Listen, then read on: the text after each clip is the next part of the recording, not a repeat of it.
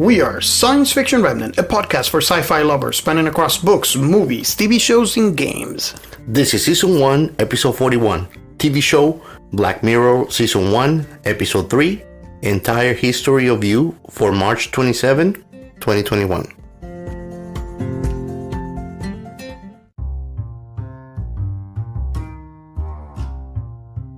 Hello everyone and welcome to another episode of Science Fiction Remnant. Thank you so much for coming back. This means a lot to us. We hope that you find this episode as exciting to listen to as it was for us to create for you.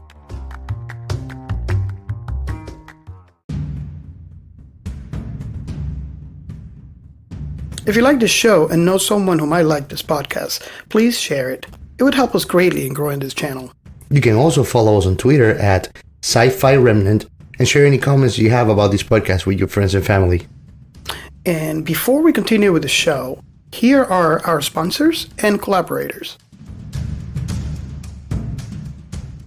This podcast is a proud member of the Let's Chat Club. Find out how you can become a member by going to the website letschatpodcast.net.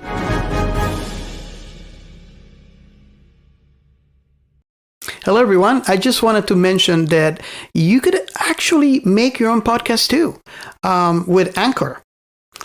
Let me explain to you guys. It has one of my favorite things. It's free. Yeah, we like free. There's creation tools that allow you to, you can record, you can edit, you can do anything right on your computer, you can do it on the phone. So it doesn't matter where you are, really. If you're passionate talking about something, this app is for you if you want just to share with anybody around the world. Yeah, the Anchor will even help you distribute your podcasts to platforms like Spotify, Apple Podcasts, and many more. So it's like you don't even have to worry about the heavy lifting. Yeah, and you can even make money. Yeah, then there's no minimum listenership or anything like that. So, I mean, you can take your time, you can share your material and reach out to the public. Yep, everything you need in one place. Download the free Anchor app or go to anchor.fm to get started. Well, this episode that we have today is going to be interesting because we got our friend Robert out of his comfort zone. But I like this kind of things, this kind of shows, because they are full of social nuisance. I just want to come out and say, I tried to watch Black Mirror in the past when it was released. And I think I got through the first season. So there's only 3 episodes, I believe, in the first season. I couldn't. Of course, man. There's no happy endings here. Well, we discussed this. For all of you who doesn't know me well, I am a bit of an empath. So watching these episodes, my heart rate goes up. Yep. And I'm just all kinds of pissed off. So if you were wondering why we haven't done an episode on Black Mirror, that was the only reason. I know Giancarlo's likes. Well, I don't know if you. I like it. Him. I haven't watched the whole thing, but Okay. I've watched the full first season and second one probably. And of course, we decided to go ahead with the episode because Nebulous Babian, I believe, from is in Twitter is at Nick Babian. Nick Babian. Nick Babian recommended we did the episode. So I like to, just like we did. Well, I'll thank Babian, even though you might not really feel that way. But we did the same thing with Blade Runner. Yeah. Someone recommended it and we decided to do that. So we're doing the same thing again, and we thank him for the recommendation. Yeah, absolutely. So I hope I don't disappoint him. So the story, it's going to be a little hard for me. So in this episode, I'm going to solely depend on Giancarlo's right now. We just finished watching it, and my heartbeat is still elevated right now. Yeah, and I watched this episode probably like 3 or 4 times, the entire history of you. But I really like the social faculties that they touch on and interactions. It's very tricky terrain what they chose for the episode. Yeah. But at the same time, it's a good warning. Yeah. And just to put it in perspective for of you who have not watched this episode, this is a Black Mirror, season 1, episode 3 for, it was on Netflix. The episode name is The Entire History of You. Very well chose name. Yeah. And it was released in December 18th, 2011. Now, in this world that is on this episode, this is a future where humanity gets, it's able to get, or I believe everybody got, a memory implant that allows them to record and replay everything they do, everything they see, everything they hear. And we see from the beginning of the episode that if you have the money to do the upgrade, you can even remember taste and smells, which, you know, at the beginning, before I started watching this, sounds appealing. You might think, you know, is in one side of my head, I was thinking, okay, this sounds like a good idea, but is it? It definitely will play with the psyche. I mean, I'll tell you, if Black Mirror show is good at something, it's showing you how great ideas for future can be a total disaster. And this could be a cautionary tale. I think so. For Neuralink. I think so. So I don't know. I mean, well, at the beginning of the episode, we meet Liam. He's at work, and that interaction between him and his bosses was.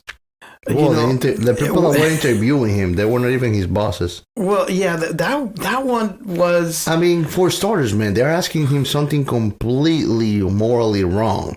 The idea, it seems that it was a law. I believe it was a law firm, and they're asking Liam if he's okay with doing.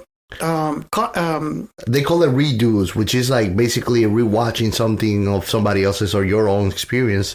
They call it a redo when you replay them and share them or just audit them. So basically, the idea that they're saying is, and to make it put it into perspective, is they are looking into suing or allowing someone to sue their parents. And we're talking about maybe someone that is 50 years old, maybe someone is 30 years old, an adult, right? But the idea is that they can look into the memories when they were kids, find things that the parents did when this guy was a kid or when this guy was growing up, and then use that to sue the parents for raising him wrong, to be what did they say, like if you insecure and anxious and shit. Like they were, it looks like they were pulling strings, because it's like, you know, if you, for example, became let me just throw this out there. You, for example, all you did was, you know, work the fryer, right? And you never became the doctor that you wanted to be. So they're going to go look at all the stuff that happened in your past and try to pick, you know, scenarios that happen that may have caused you not to become the doctor you wanted to be. Yeah. So that's just that was insane. And like, you can talk to me about overthinking. So now you can do it the proper way by re-experiencing what you are overthinking about. Oh my God! So you can keep overthinking and not ever live in the present. Oh my God! So, and you can tell Liam was not comfortable. But you know, he was looking for a job, so he's following through. So he said, "Yeah, sure." You know, but it was so awkward. You could tell he was completely not natural about receiving the proposal. Exactly. Like, hey, you want to help us have kids, grown-up kids, sue their parents for raising them wrong? And he was just like, "Are you all okay with this?" And I think that was like took away the opportunity for him. That moment, he was like, "Okay." Yeah. So I think that the purpose for the scene is to paint these future so you know what to expect. And all the kind Going of forward. wrongs that can happen on this reality. Exactly. I mean, just imagine a world where you don't forget anything. Hmm. And that privacy is not off limits to research. That's a problem. It's not off limits. I mean, you get people all across the whole episode, this episode, you get people all across of it calling other people on whatever they said in the past, and then they not being accurate, and then they're like, oh, wait, and then just replay on our TV. You say this, not that. So social pressure. We say, okay, I say you said this, and you can't show me a redo, then I'm right. So No. now you're forced to show the redo. And it's like, now I can hold you accountable for what you say because I have proof 24/7, just like you do. And the messed up part is not just what they said, was what they do. Everything that is this is actually a nightmarish representation of what would be the future of surveillance. How some cities are recording everybody. Well, this is taking it to the next step. Yeah, the recording cameras are in the head Everybody of every records person. everybody else. Yep. And the thing is that it seems like it could be abused by the government, because right in the beginning of the scene, when he's taking the plane to get back home, TSA actually tells him, Go back so many hours. I think it was like 24 hours. Yeah. Rewind 24 hours, and it's like, really? Mm-hmm. So you could tell that it is commonplace for a person of authority. In this To case, it was audit your TSA, views. but it could be police. It could be if you're going to court, to actually force you to show things that from your past, because everything gets recorded. That's I don't even know what to say about that. It's a nightmare scenario. Yep. There's no privacy. That's the bottom line. So Like the benefit of having the beauty in the eye of the beholder, it's taken away. yeah, I mean, I understand. Okay, hear me out. Our memories, and we discussed this in previous episodes too. Our memories are they're not static; they're dynamic. Mm-hmm. Okay, so I understand this. So when you remember that happened to you, say for example when you were in grade school, has gone through a process of so many. It kind of like, let me explain this. Kind of like when you open up a file on the computer. So every time you retrieve those memories, you replay them and then put them back in memory. And this is the best way that I can explain this. You are altering every time it's kind of like quantum. Yep. The quantum theory, where you need to see the state of the quantum particle, but to see the state, you're manipulating the state. So you get these memories, you review them, and you put them back. And every time you do that, you are corroding the integrity of that data.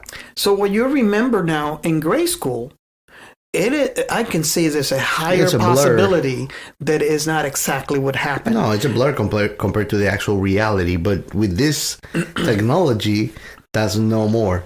Yeah, so you can remember something, and being this particular way, you do a replay or a redo, like they call in the show, and you could, you go, oh, crap, it didn't happen how I remembered. So, yeah, I understand that part is good, but I think I think that takes away from humanity. And I think us as human beings need to have that dynamic memory. In a way, it also acts to protect us. Mm-hmm. Because imagine all those people that suffer from PTSD. Mm-hmm. And they can actually just have it there fresh. Or someone that has a trauma. Mm-hmm.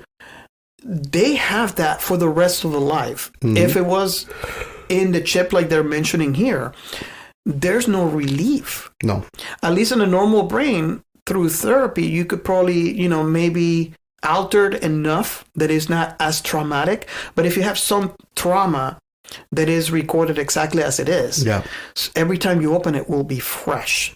And every time you open it, I think that's going to take a psychological toll on anyone that has some sort of implant like that. Mm-hmm. But again, that's just my opinion.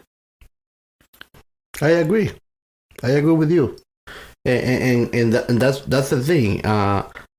This kind of society, honestly, I think I'm gonna be one of the weird ones, hermits with like they call it grainless. I probably will be grainless because, I mean, think about it. I mean, he has his cool things, but he has so many bad cons into it. Mm-hmm. It's just not worth it. Yeah, I mean, they even talked about it in the towards the beginning of the episode when Liam gets back to, I guess, his family. And they're supposed to have a party with friends, and one of them, she got robbed. So they knocked her out. They took her implant, or how they call it, grain, and she never went back and got another one. So she was saying that she was grainless. And when they asked her how you feel, she said, I feel better now. Mm-hmm. And their reaction on that table, and one of them actually said it, I don't think I could do it. I don't think I could be grainless. And I think that one person in this show experienced what would be to be a human being. Mm-hmm. I think having that implant robs you of your humanity in a small portion. Yeah, of course. And I think the reason why she said she feels better than ever is because she is, in my opinion, the only human being on that table. You know, it touches something deep about the little things that are worth everything in life. And this is what I say. We cherish memories because we know we're not going to live them again. Because they are one-time experiences that are going to be stuck in time for forever, and that never going to happen again. Yeah. But in here, that doesn't exist. It's like, oh, let's go to the park, do my roller coasters, then I can just replay it and feel it and do it all over again sitting on my bed. Yeah. You know, so that's when it comes, and I think that we humans, throughout the whole evolution of us as a race, Mm-hmm. we have displayed this. We like to get things to the point that we can take them for granted. Yeah. It doesn't matter what it is. You can put even their immortality, anything. Well, we want to take everything for granted. We want to dominate anything that supersedes our control over it. Mm-hmm. So we can be dominating everything, meaning the time. I mean, they call it man's number one enemy, time, because we can die. You know, same thing with this. It takes the treasurable element into memories and experiences. If you think about it, Robert. I mean, they don't play it here, but like in Cyberpunk, they do that. They call it cyber dance. And what is that? Is they do experiences and then they sell it like videos, but it's not a video. You're literally putting something in your head so you can experience whatever cyber dance you want. And I think that's a lot more. So I know this kind of exists there. Yeah. So, and one more thing too, we like to romanticize our thoughts. Yeah. Okay. And I think, I might be wrong in saying this, but I think that this is the reason why when you have a bad experience, right? And at the moment, you might be pissed. I'm not talking about trauma. I'm just talking about just a bad experience, you know, like some coworker play a prank on you, right? And at the moment, you're really pissed. You know, it's fresh in your memory. You're like maybe not talk to that coworker for 2 weeks. But as time goes by and you replay that scenario in your head, although it wasn't bad experience at the moment, you're romanticize it to the point where maybe a year goes by and you talk to the same coworker. It's like, remember when you did that? Man, that was funny. And it's like, okay, hold on a second. You were really pissed. You didn't talk to me for 2 weeks, and now you think it's funny? Because that was the whole idea for the prank, to be funny. So based on that, we as humans would do that. We do that already, because there are times when you get pranked or somebody does something that it's not a good taste to you, and then you kind of forgive it and you're actually laughing it out with them. Exactly. Weeks, months, years after. So I think that makes sense. Yeah. So now let's put this in perspective. Imagine you have the grain and this happens to you. You will not talk to that person until you die. No, either you don't, or at the end of the day, think about it, Robert. You can replay it and refill it. It doesn't mean it hardwires your perspective, which is ever changing. So you can even look back at it and be laughing at it while experiencing it. But because it changed your perspective, and you're looking at it as a joke now because it changed your mind. Well, that's just my point. Our memories. Remember how we change our memories, and this is just a thought that I have. We change our memories. So every time you replay them, you put them back, it changes. Now, in this world, you will not be able to change that memory. So every time you replay that prank, it will be fresh. It will be how it was the moment that it happened to you. So, maybe. I mean, just to know, like, I want to put personal experience into it, even though it's not the same thing, it's nothing serious, but like, back in the Dominican Republic, the custom was your birthday, you're getting a bucket of water, and you don't know when you're getting it. And I hated it. I mean, you're dressed up, you're going out, you don't know when your phone and everything else you're just gonna get dumped a bucket of water for somewhere. Yeah. And it's infuriating because you don't want to get wet. And much less, you're not even in your house. You imagine having to take public transportation because you don't have a car and you are soaking wet. Or you have to walk a couple of streets so you can get a change of clothes. So it was not funny, but then you laugh about it, and it doesn't change your experience about getting a freaking bucket of water from God knows where, So the same thing can happen here, depending on the seriousness of the experience. A person could change their perspective about it. Yeah. If it's a prank or something, I might be laughing about it, even if I can replay it. But like, if you lie to me, you betray me in some way, you screw me over.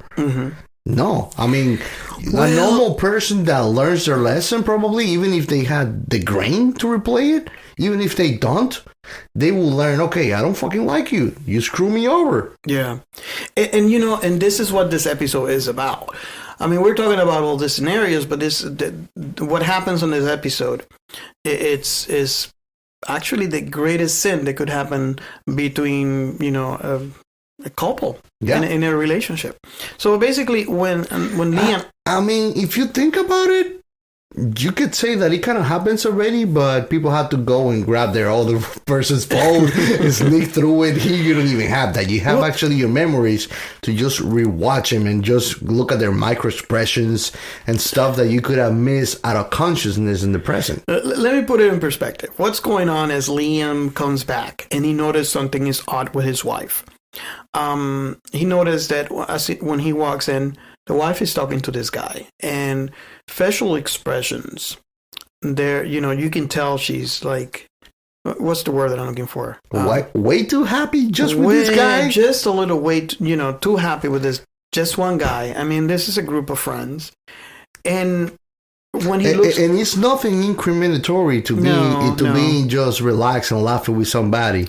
It's like they make sure... I think that the director did a great job on how they script everything, because it's not like she is like that with every single person in the friends, all gang, like they call it, the all gang reunion. She's more receptive and responsive to that specific person in the whole group. Well, the major giveaway is like you do a comparison, and you probably do that eventually in the show when they do the redos. Yeah. But you put it, there's a big, huge contrast. You see how she behaves towards this guy, and then as soon as the husband comes in, you see the difference is day and night on how she behaves with the guy. I would think if nothing was going on, she would be happy. What's the first thing she said is like, "Oh, your flight came in early." So she wasn't expecting him. So I feel, and I might be wrong here, but my impression of the episode was, when I watched that, is that she felt like she had a green light to do whatever it is that she wanted to do, because he wasn't home. And now that he's early, I sensed a little shock. Yeah, like, oh shit, you ruined my plans, but I had to act it out.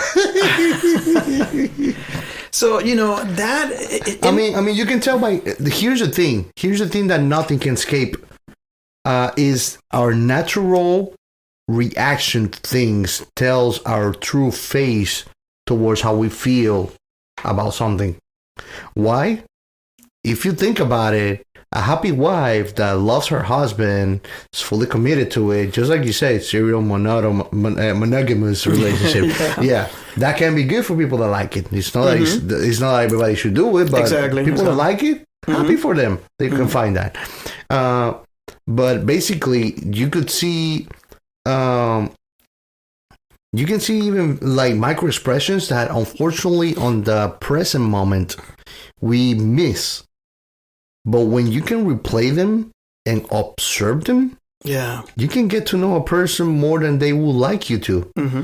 Because that's the thing. Like, I try to be like that. Like, when I'm talking to you, I'm talking to a stranger on the street, I'm talking to you, but that's what I'm looking you in the face. And I'm looking you in the eyes. And I'm observing you completely. Because I know at the end of the day, most people miss this when socializing with others, but it's not just about what you're saying. I look at your body language. I look at your micro expressions, so I know if I'm making you comfortable with something, or if you're uncomfortable about saying something too. So, and plus, this is where this comes in handy, I guess, for this particular, handy world, in a creepy way. In a creepy way, yeah. That you are very observant. And I want to venture and say more observant than most.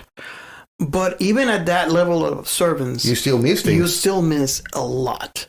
So having that grain in your brain allows you to replay that and look at different angles. It literally allows you, with some people become uncomfortable with, but it literally allows you to figure a person out before you fully know them. So right there, for Liam, when he notices this difference, and I think the trigger was when they were sitting down on the table, and he's talking about, this other guy was talking about how relationships are a sham. How, he was mentioning also, in this particular world, you might have someone, a beautiful woman or men, upstairs waiting to have an intimate time. But you are downstairs replaying all those hot moments you have in your past. Yeah. And reliving them. So he mentions how he, that you should be able to be with whoever you want to be. But I think the trigger is when someone mentioned monogamy, and he said, "Well, I'm in a serious." How you say? He's driving a campaign in the table about debunking how committed relationships are a sham. Exactly. That's his choice of topic. But he's saying this like he's in a committed relationship with his cornflakes. And that wasn't a particularly funny thing. No, not at all. But it was a dick-ass comment. Exactly. But it took me by surprise that Liam's wife laughed like it was the funniest thing ever. Yeah. But again, if you observe, you can see that outside of the whole group, she's the person that is laughing the most and be more receptive about what this dickhead is saying. in the whole group. Like, she makes it so obvious. Yeah. It's enervating because you're looking at it like, shit, get a hold of yourself, you know? Yeah. And I think, and that's the reason why I'm saying this particular scene is the trigger for Liam. Because after this, he started observing and how in the present, you know, how she looks at him and how he looks at Liam. Man, I mean, come on. She's looking at him and it's clear. Like, I will look at a girl when she's already getting naked in front of me. Exactly. She was basically... That's how she's looking at him across the table. She looked like he was undressing him. Exactly. But then again, whenever she made eye contact with Liam, her husband, it was like she's looking at a dead body in a casket before going down the hole. It's like, shit. Exactly. So that is the catalyst. That was the point where I think, you know, Liam... You tip him off. Yeah. That it just... So for a normal person... in our society, that is a really bad scenario because you don't have the tools to confirm your suspicions. No. And there's no way you can. In reality, not. In this reality? Now, here's my contrast. In this reality, you could. But the question that I have is that a good idea? Do you want me to tell you? Or you want me to be philosophical about it? I mean, I know you can in this world. I'll ask you to have your pick at it, Robert. Okay. You want me to tell you straight up? You want me to be philosophical about it? If I'm philosophical, I'm shorter, but straight to the point too. Let's start with philosophical and you can move on to the other. There's a phrase for one of my favorite writers. His name was David Foster Wallace. And this is the reason why people dig into things even if they're painful. The truth is going to set you free only when it's done with you. Yeah.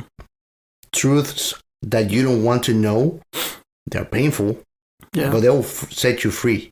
Because before that, you are living a lie. But if you think about it... And that's what Liam was doing. He was living in a total bullshit. It applies to us. Yeah, it does. It kind of applies to this world in the sense that they are humans. However, the truth in this world, in my opinion, will not set you free. It would hold you and haunt you and traumatize you psychologically. Because not only depends for like if I have if again you get to delete those things for what they show you in the show.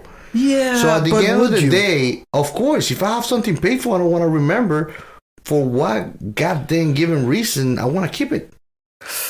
You know? I think someone that goes through the trouble on finding out, it will have a hard time, even though they want to delete it. After you find out, when you go through finding things that you don't want to find out, but they're necessary for you to move on in your life, are painful. But again, after you've done through all that traumatic experience on going through finding out, at least you're able to figure out what you want for your life without accounting for splitting your life with somebody else and not letting somebody else lead your life as a lie. Make sense? I hear you. But it's like if you and I are together and you're cheating on me, even though it's going to rip my heart apart and destroy the shit out of my life, I'd rather know it and stop that shit and nip it on the bud than just keep on living like a dumbass being lied to and don't know really what my life is about. Well, here's my point. Thinking that you're somebody else. Here's my point. For our society, for this world, you know, the reality, right? That works. Because, again, we're talking about how we like to romanticize. Yeah. So the trauma will still be there, but it will not be a shock. It will not be reliving it because every time we remember, we altered. So we'll still not be able to get together with that person, obviously, because there was a betrayal, right? But when you remember that years, like say 20, 30 years after the event, it's not going to be as shocking as it is when it happened. Exactly. And you were able to move on. And this is the reason why I said that philosophy actually works for us. Now, in this particular world, in my opinion, that doesn't happen. You would be reliving this moment, and by deleting that moment, if you choose to do that, and this is why I feel it would be hard for someone to, you'll be hovering the delete button, and you would have a hard time pressing that delete button on that event because you went through so much to try to find out the truth. And knowing that by deleting that, you will not remember. No. I don't know. It's just... I think that you are not quite on the spot on there, because here's the curse and the problem, that it goes outside of the grain. It doesn't matter if you delete a memory. It's not deleted. It's still in your brain. You still remember it. The data integrity is lost. The experience, the pain you felt, or the happiness you felt through it. So what you're saying is... You can still remember if it was a good or bad memory and still try to replay it. It doesn't gonna replay like playing a video and feeling smells and stuff, which I think still does not emulate the emotion you feel at the moment. You can reach so much of it. Even if I replay a moment where I was super happy because I'm depressed and I want to relive it, doesn't mean that it's gonna make me happy. It might help me, but it's not affecting my biology in a way that I can feel happy by watching it either, because I'm smelling and feeling things. I still feel in a certain way, and this is just a replay. Yeah. I think I understand where you're coming from. So you'll be able to delete it. But still, it's not like you forgot it. By deleting it, you're just being a human being. You're being a human being, and you're just taking away. It's just like... If you were in a very shitty relationship, like those people that delete everything from that ex, it's a way for them to, like, it doesn't mean that they forgot the ex because they deleted the photos and the number. Yeah. Yeah. They still remember it. They remember the good moments. They still remember the bad moments, or whatever they choose to make out of it. Yeah. Yeah. So at the end of the day, it doesn't matter if you can record or not. That doesn't mean that you get to forget. Yeah, no, and I understand that, and then by deleting it, then it kind of applies to what real life really is. It's just treating a trauma. It's just treating a trauma where you don't want to remember something painful. Doesn't mean that you forgot it. And that would make sense. I mean, but for this particular scenario, all kinds of wrong happen. Yeah, no. I mean, all over the place. And let me put it this way. I think I showed Giancarlos while we were watching the show. My heart monitor. Yeah. It was off to the roof. Everybody, I just have to say, Robert loves his fans, because honestly, me as his co-host, I wouldn't put him through this kind of thing. But he put himself through it because he wanted to do it upon request from our listeners. Yeah. So kudos to you, man.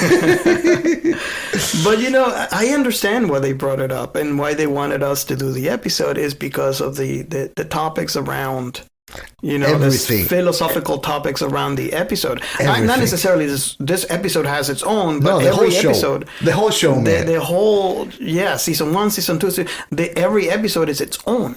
It's a very thought-provoking and provocative show if you think about it.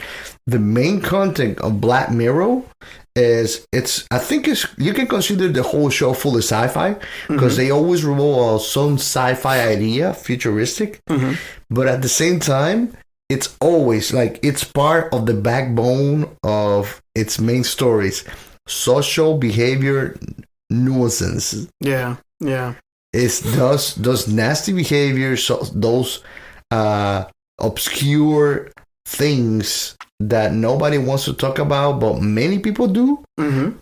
There's Black Mirror for it. Yeah. How you can grab great technological ideas and make them very, very bad ideas. Yeah. So, here, this episode proves to all the people, all my friends, they have asked me, you're gonna like Black Mirror? You love sci-fi. How come you never watch Black Mirror? And this is the reason why. The reason why? I'll tell your friends and people that might think, if Black Mirror was directed by Disney, you probably would love it. Well, yeah. Well, I don't know. I mean, they might be going through some changes, but yeah, I get your point. I definitely get your point.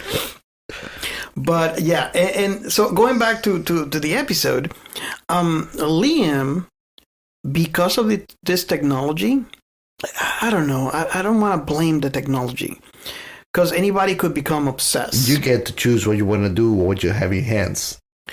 He was obsessed. It's like me having the gun and you blame the gun for me to kill somebody. At the end of the day, I chose to kill a person with a gun. It's not the gun's fault. So do you agree? I mean, because people would become obsessed in a situation like this. And I think it would be more of a torture on the real life because we don't have the technology to actually prove our points or actually see the truth about the situation. So it's actually worse.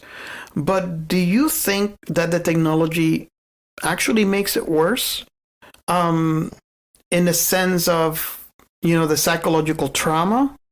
But, because, I mean, there's a big difference, okay? And this is something that I can 100% attest.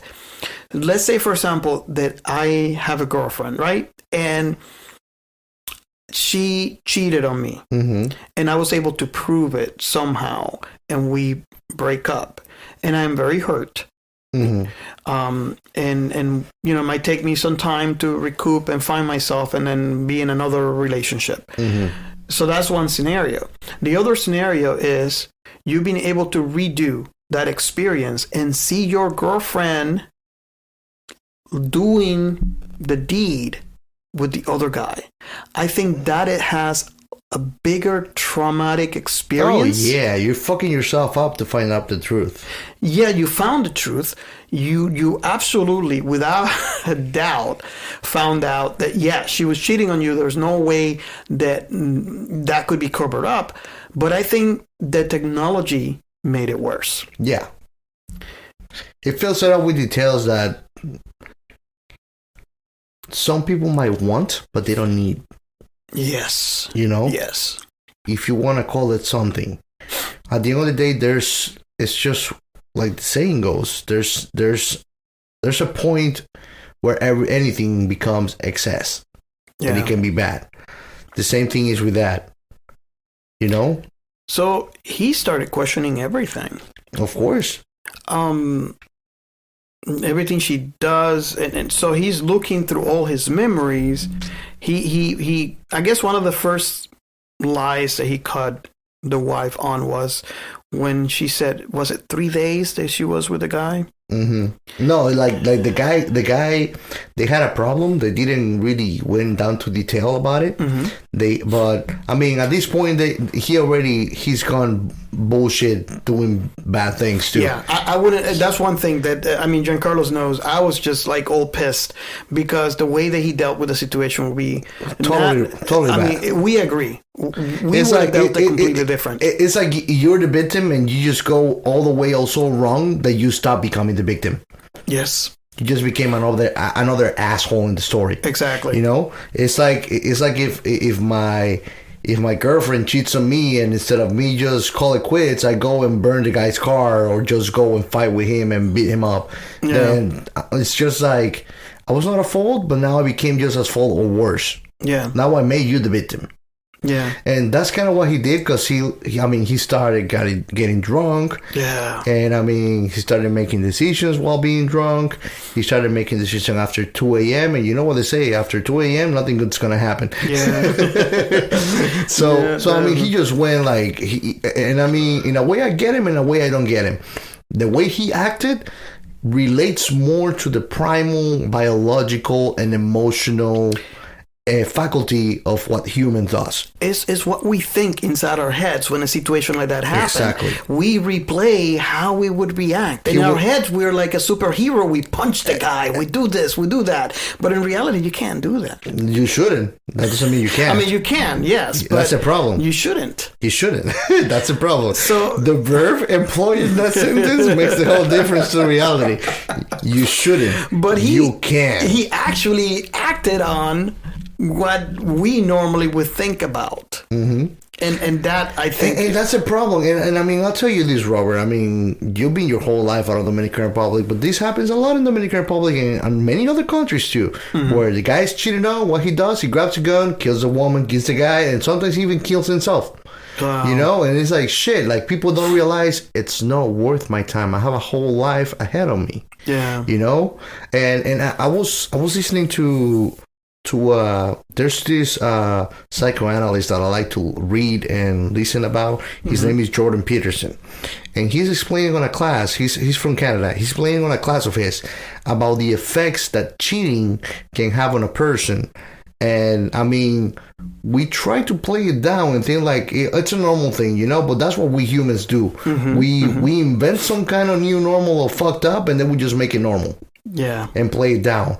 And at the end of the day, how he explained it made a lot of sense to me, because he's saying you're living your life, and then it's like somebody just pulls a fucking rug out of your feet, and you just stand up, and your whole life is a lie. You cannot tell what was real and what was not, because it's like, if you lied to me for so many things, how can I tell what was true or not? Even if you're trying to tell me otherwise, I have no goddamn reason to trust you. That is why what is said that this is the reason why it's said that once trust is gone from a relationship, the relationship is dead. Well, there's another saying that goes easier. It doesn't even go directly to a monogamous relationship, but any kind of relationship. But trust is like a piece of paper. Once it's scrambled up, it cannot be perfect again. Even if you don't have that type of relationship. Let's say, for example, you have, because I've seen people, they have relationships and they're okay with multiple people. But that's because the ground rules and everybody, it's clear about what's going on from the get-go. It's not like I'm bullshitting you. Oh, it is like that. And then you're like, whoa, shit, what the fuck is going on here? There's absolutely no lie. Exactly. And it's like you want to get pissed at me because I just went and got laid with this girl? I mean, what the heck? I told you this was all about from the beginning. Exactly. Don't act like a stupid now. Yeah, but in this particular scenario is a little different. Yeah, absolutely. It just gets darker by the minute. Oh yes, and you know, it is implied because and you can tell something is going wrong with that conversation that this dude is having at the table, because he's talking about stuff like, you know, how the relationship was a sham. He's like looking like, you know, what the heck is wrong with this guy? He's being a douchebag, and he's being very inappropriate. Exactly. But the wife reaction is the only person that is making a party for him. You could see in her face that she's agreeing with everything he's saying. Yeah. No, and she's laughing like you're in a fucking stand-up comedian watching. Because she is the only person that is laughing at every single thing that he utters, while other people are challenging him or becoming awkward because he's completely going out of line. Yeah. Because he's being a total prick. Yeah. That he did throughout the whole thing, which I think this actor did a great job, because they set up that awkward, tense atmosphere. They made sure to do a good job on projecting it. Yes, they did. And for example, at the beginning, when Liam arrives, usually the guy that is screwing your girl, he acts one or two ways. He either kind of look at you straight on the face, or he's going to try to be overly friendly with you to try to tip you off. That was a little awkward. He's every time he sees him, he's hugging him. Exactly. Like the guy went, like Liam went and put his hand to salute him, and the guy was just giving a hug. And like, I don't even know who the fuck you are. Yeah. You know, like the owner of the house, which is inviting me, didn't give me a hug or a hello kiss. Don't get me wrong. I'm a hugger, but not to a stranger. To a stranger. And much less a stranger that you're already catching a vibe like, oh, you seem oddly happy with my wife and nobody else is like that. Yeah. What's going on here? You know? So yeah, the show, I think that Black Mirror is a perfect psychological experiment. It's made to tease your brain and make you uncomfortable if you have a very strong moral compass. Now, I'm going to go ahead and say that it's not that I dislike Black Mirror. I'm going to go ahead and say it is sci-fi. And the topics, as you can see and as you can hear me talk, you know, it tickles my brain. You know, I have a lot to talk about this tickles episode. Your brain? I think that Black Mirror specifically, he actually like punctures your brain. Well, that's the point. Is for me, it's like, how can I explain it? It's a torture. So that's the reason why I can't. I mean, I'm not going to say I'm not going to do another episode. If someone ever requests this, it's just not going to be a recurrent. I need to have like a healing time in between. Don't do this to him, guys, okay? Don't ask for more Black Mirror, okay? Black Mirror is going to be off the limits from now on. But, I love the topics. While I'm watching it, it's hard on me because, and that's what she said. But you can see how it was like throughout the entire episode, I was actually pissed. Yep. I was just like, what? It's like, yeah. And then you see my heartbeat is all off the roof. Yeah. So it's, but I'm not saying it's a bad show because. Oh, no, it's a good show. It's a good show. It's a really good show. I just can't take the beating frequently like this. So later down the episode, we see him. He's so obsessed with all this. He gets drunk. He goes and drives drunk, even though he's early morning because he gets drunk throughout the whole night. I don't think he slept. No, because you see in one clip it was dark, and then the next clip it was light. Mm-hmm. So he was drinking and replaying, which that right there he's traumatizing himself. Exactly. That's like yeah, and then doing it drunk. Where you don't have all your faculties. But again, at the end of the day, I don't know if you can understand him because it's like you being lied to, and it's like you were just reassuring you're not fucking crazy because it makes you feel like you're fucking crazy. Yeah. When you're lied to, yeah, on that level, it's like you doubt yourself. That's what it becomes. Is it me? Am I seeing something where there's nothing there? Exactly. Yes. So I can while I'm seeing Liam replaying all these things that he really doesn't need to do that to himself. I can relate to think he's just thinking, am I fucking insane here? Yeah. And I mean, at the same time, every time that he confronts his wife about it, he's being met with statements that it's going to make you feel like you're going ludicrous. Yeah, yeah. Like, okay, so what the fuck is wrong with my head? So he forces him to go back into it to see, okay, am I crazy? And then he looks at it again and he just gets more reassured. I'm not stupid. Yeah, yeah. So, I mean, it's a curse and a blessing, just like everything that mostly we create. Yeah, and I think it's a bigger it takes a bigger psychological toll than if it happens in real life because of the technology. Yeah. And so basically going back, he drives drunk, he goes to this guy's house, which right there is a big no-no. I mean, I might have gone to this guy's house, but I would not do it drunk. I wouldn't have gone. Because that's a problem that many people don't get right. It's, if you and I are together and you're cheating on me, my problem is not with the other asshole that is fucking you, even if they know I'm with you. Exactly. My problem is with you. The other person, they're a fucking moron. Yeah. But they're nothing on mine.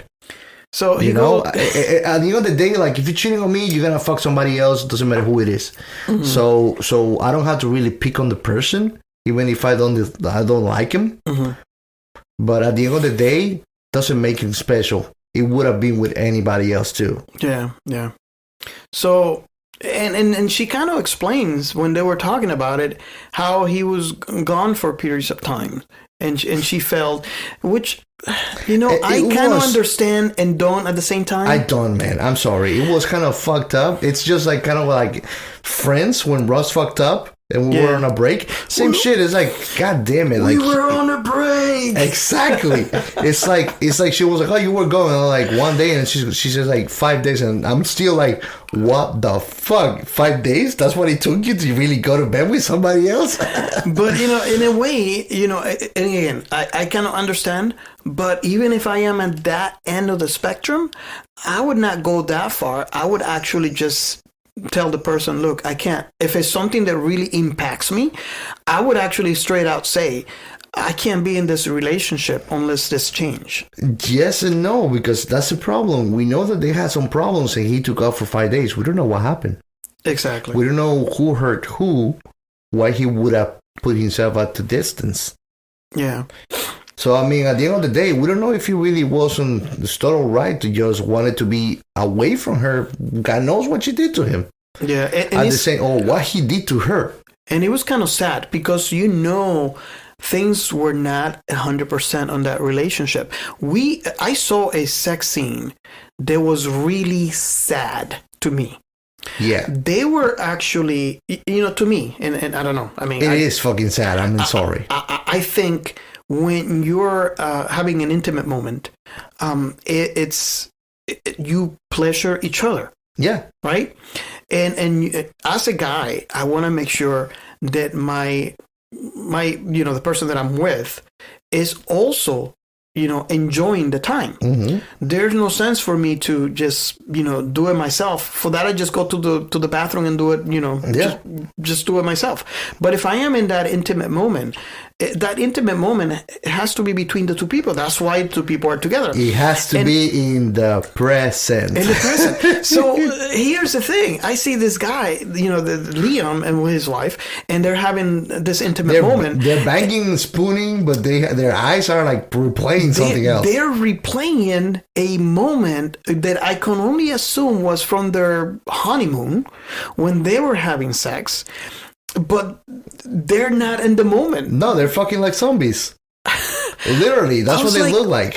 What's going on? So, I mean, and then it's obvious. I mean, if you're in that particular, you're replaying something and you're doing something as you're replaying something, you're not in the moment. So there's no way that you can make sure that your partner is satisfied. Honestly, I mean, I won't put it differently. I don't know how many people have gone, like I've seen these or anything, but it's like you're with somebody and they're on the phone while you're going down on them. And you're like, what the fuck, dude? Exactly. I'm going down on you. So, be here.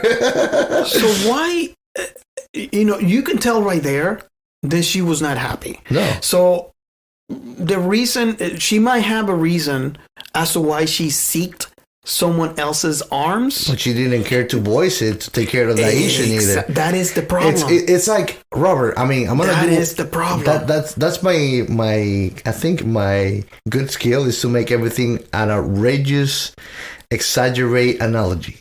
But it's like I have problems, so I turn into drug addiction, and then I blame my problems for my stupid decision to shoot some bad shit that is gonna fuck my life.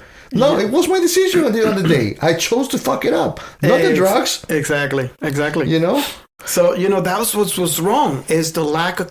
I think the whole entire thing would have been avoided if there was communication. Yeah. And the lack of communication led to a break in the trust. And once the trust was broken, relationship is gone. No, nothing is left. And that's a problem. At the end of the day, if I talk to you and there's something I don't like or whatever, and it's not changing, let's better end it as friends than wait till somebody breaks somebody and then I hurt you. Yeah. So that beautiful thing that you and I had going on, even that's going to be kind of impossible to keep up because there's now so much hurt left in the middle that, I mean, I think that's the tricky thing with relationships, like one-on-one relationships, committed relationships, is when one person hurts the other, you did to that person something not even his friends do. Yes. It's not that you just lie to him like his friends will lie to him. You lie to him at a level that only you were allowed to lie to him and screw him over. Mm-hmm. So it has a bigger toll and a bigger baggage with it. Yes. So going back to the episode, Liam goes to this guy's house, right? And he's completely wasted. Oh my God. My point is, I might not go to the guy. He's stumbling. He's not walking. Yeah. My point is, I might not have actually gone to this guy's house, but if I would have to go to this guy's house, I will not be doing that wasted. Because you're just for the benefit that you want to make the best decision on your judgment. Your judgment is impaired already psychologically because of what's going on. Imagine and drunk. You're adding alcohol to the mix. No, it's not a good mix. Yeah. So he goes there, and to make the long story short, he grabs this bottle, puts a guy on the floor, and says, you are going to delete everything you got about my wife. Anything you got about my wife, or help me, God. I'll pop your neck open. Yeah. With a broken bottle.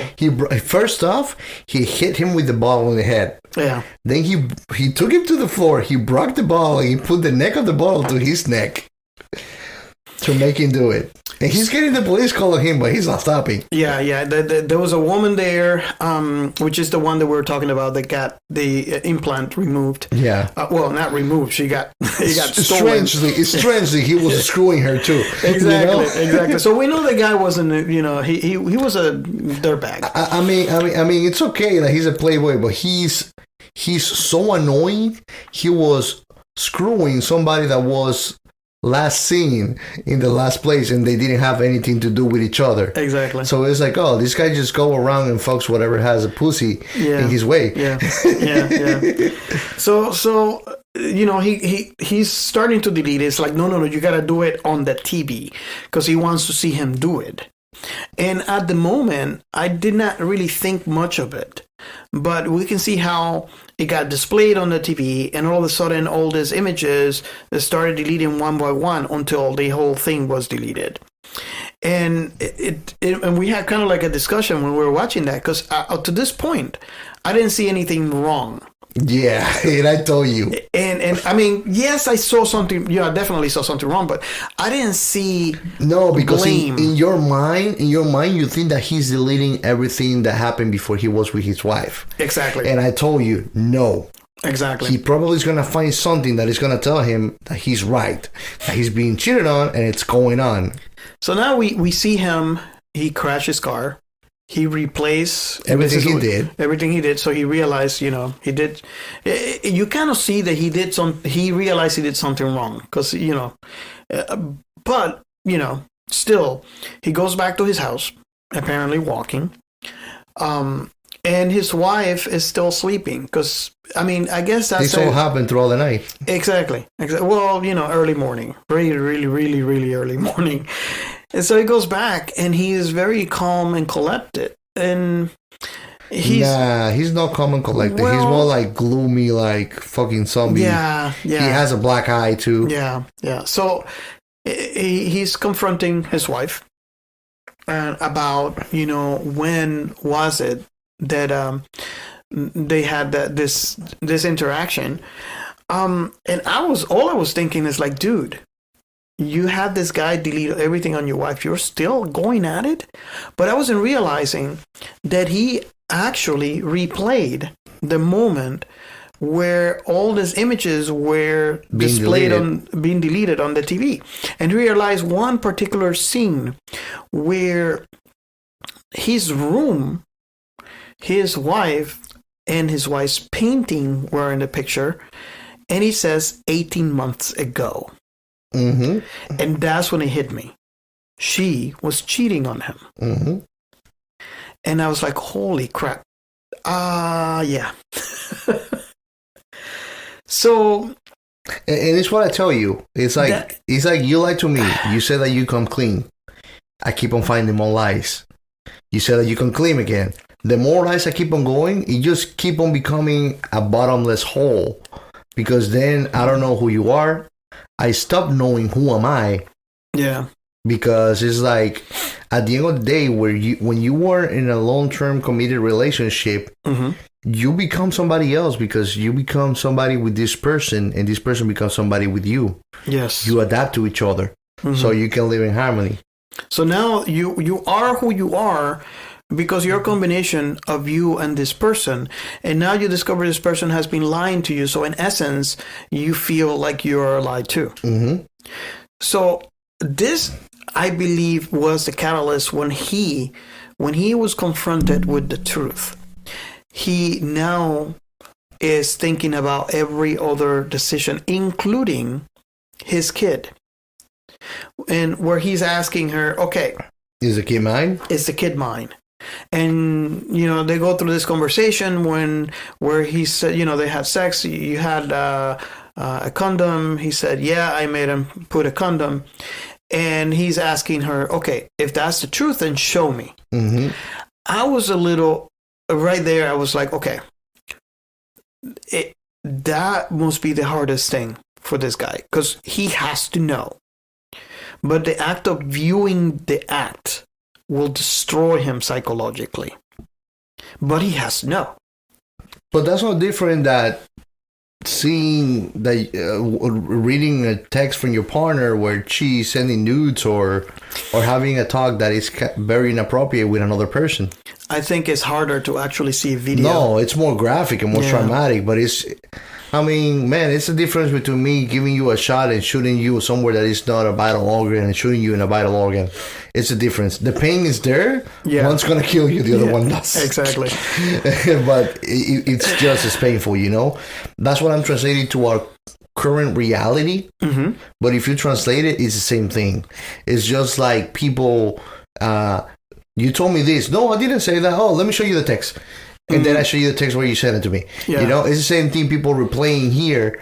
Events of interactions just to call you up on your bullshit, whatever you said that didn't really show consistency. Yeah. It's the same thing. It's just on a more graphic and detailed environment now because I can show you when I saw you with my eyes saying what you said. Yeah, yeah.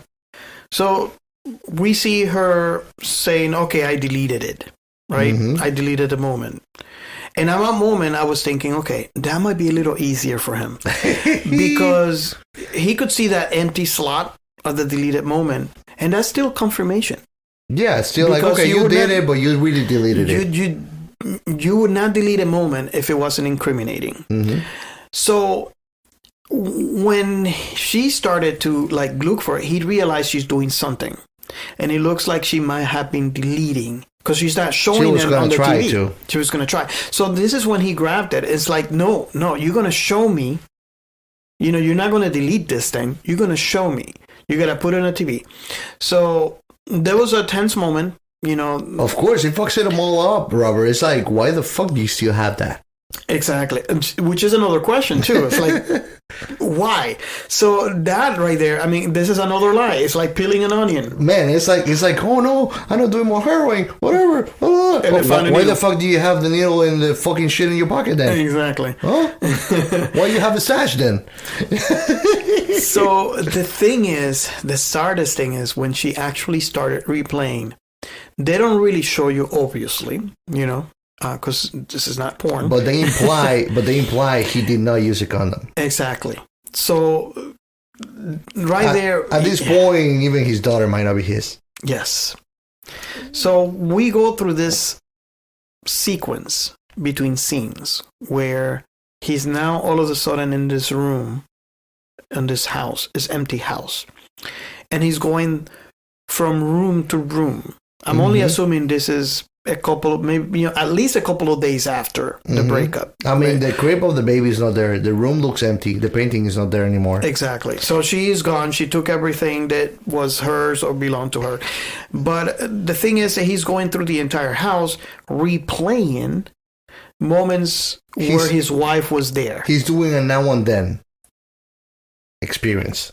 He's walking to a hole, and then he's looking at the empty hole. Everything looks blue and gray in the actual time, and then it looks all colorful and warm, and his wife is around there smiling or something with him, and then he just jumps back in the cut back to the cold place in an empty house. So this is the point where I say that if he doesn't do something, this is going to destroy him.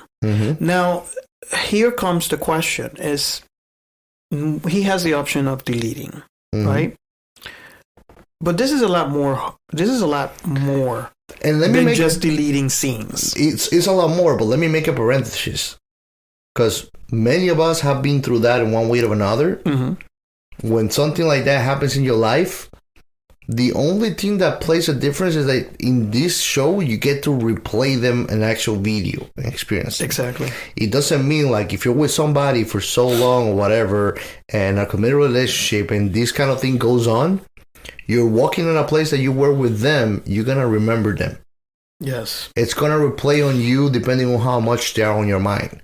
So in a way, they kind of push into our reality what happens into our minds to an actuality. So like, I was married for so long, you and I were together, I'm walking through the house. It's empty now. I'm still remembering here. There's songs about this, man. For God's sake, Yeah, you know. yes. So many songs I cannot name. Yes. So what I'm saying is, it's like what we feel, but we actually get to live it. Yes. When it happens. So he's in the empty house. The question of deleting, that's out of the question, basically. Because, yeah, you can delete all the bad moments, and they'll still be in your head, just like you mentioned. They might not be fresh because you deleted the moments, but you're already melancholic because that person is no longer there. And now you have the ability to replay because they lasted a long time together. So you couldn't possibly delete all those years. I mean, you could, but it's so much part of your life. Whenever you're not working, that's your life. Exactly. So we see a scene where he goes into the bathroom and grabs a blade. Mm-hmm. And he decided to cut the chip out of his brain out with pair of pliers or... No, those... It's the tweezers? Yeah. Twizzlers. No, not even Twizzlers. It's like that thing that you use to cut the hard meat on your feet. Yeah. And then end of the episode. I think... Happy ending. I think it would have been better, and I don't know if you can agree or disagree with me in this one, but I think it would have been better for him to go through the trouble of deleting all those years from the chip than having to physically remove. No? Disagree with you. Okay. You're getting rid of the... You're getting rid of the experience, not of the problem. You know, it's like I'm bad at driving because I like to gas the car too much. So I almost killed myself in a car accident, and instead of never driving again, I go and buy myself another car that runs a lot. So it's like he didn't get rid of the root cause of what drove into all of that. Well, traumatizing himself so much by replaying all this shit, because a normal person would have gone through this and not exposing themselves to what he exposed himself through the whole experience would have made it more humane for them to deal with it. It would have not drive them to go so nuts, to act so emotional. Here's my point of view. The guy will still have his memories, right? Which I think is enough to carry. So deleting or spending the time to deleting all those years, which might be a long time, you know, or physically removing the device from his brain, eventually will end up in the same results. Because if you delete it, you still have the memories, right, on your head. They might not be as fresh as if you replay them. Mm-hmm. And removing the device from your brain, it still has the same effect. You still have the memories. It might not be as fresh. It's the easier way because you don't have to go through all the trouble of going, you know, you have to like go through the entire catalog and delete everything, which might take some time. So physically removing it is the easier, fastest way to get that done. But there's a physical damage. There is. But here's the thing. The way I see it is like you feel like you have to part ways with it. Because at the end of the day, it'll fuck you so badly that you don't want it to happen again. So you don't want to do anything with it. So I think that's why he extracted it and went grainless. It's like, if you think about it and you look at the episode, he fucked them all up. Mm. I mean, he went all kind of wrongs. Yes. And he let his emotion rule him. And even though he was on the right, he resolved the issue in the most wrong possible way. He went about it. Yeah. But at the end of the day, it's like he even made him scared, if you think about it. Yeah. Because, I mean, it's like how can I put it? It's like when if I give you so much power that you can do anything, and then you become scared of it too. Because you're like, okay, this is not me anymore. You know? And then those human instincts, insecurities, call you to do things that in reality you wouldn't want to do because they are not in your best interest. Yeah. So not having the tool, again, I'm going back to the deleting the X number. Mm-hmm. In a drunken night, you might fucked up and call them and tell them you miss them. If you don't have their number, if you don't remember them, you remember the number, it'll prevent you from making a stupid decision that you might regret actually in the future. Yeah. Same thing with this. They don't want to have those memories. They don't want to have the ability to really relive them. Even if those memories are gone, they don't want to have new memories that might fuck them up and do the same thing because they know it's not going to be good to them. Yeah. So I totally get it. I'm going to tell you how, in short, obviously, how I would have handled the situation. I would have gotten to that point that Leon got in a lot more time than he did. Mm-hmm. Because I have a tendency to handle everything in a more rational way, until the point where I would find the proof that, that moment at the end where he saw, the 18-month, and I probably might have gone crazy there, right? But it would have taken me a longer time to get to that point than it did Liam. And then towards the end, once everything is over, once she moves out, I would have probably either reach out to, I don't know if doctors, they installed that thing or whatever, and found options on how to remove some certain of the memories, or all the memories, which includes the kid. You want to remove memories of the kid. But even at that, thinking about that, you can remove memories of the kids, because then that means that you become an actual human being, remembering, because you're not going to be deleting those moments. Mm-hmm. So it's just, you're going to be replaying it a little differently. So that's how I would handle it. So let me hear how you would handle it. I mean, what can I tell you? Like, it's a problem because you're saying, for example, you would have lose your shit when you, like, if you would have seen that. That means that there's no telling what you would have done. If you lose your shit, there's no telling. You might have killed the guy as well. If you lose your shit. I don't think I would go that far. That's not the real meaning of losing your shit. When you lose your shit, there's no logic running behind your brain. Yeah, that wouldn't, and I can, without saying much, I can tell you I'm speaking from experience. Okay. I'm not going to go that, into details, but I know I would not go that far. But, I mean, what can I tell you, man? My experience, if I would have been in his place, I probably would have gone differently about it. But definitely, I mean, it's what I'm telling you. If you feel lied to or betrayed in any kind of way, the smart thing to do is do your research. Mm-hmm. You know, get to know the groundwork and see what's going really on around you. Which I have to admit is hard to do in that situation. No, it's hard. It's hard, man. It's honestly, it's like you're doing a walk on fire. You know, you have the charcoal in front of you. You have 20 feet of charcoal, and you have to walk all over it. Once you're done with it, you're free, but you have to walk it. Yeah. Again, it's that saying, that phrase, man, marked me for life. Yeah. The truth is gonna set you free once it's done with you. So, I have the same questions for the listeners.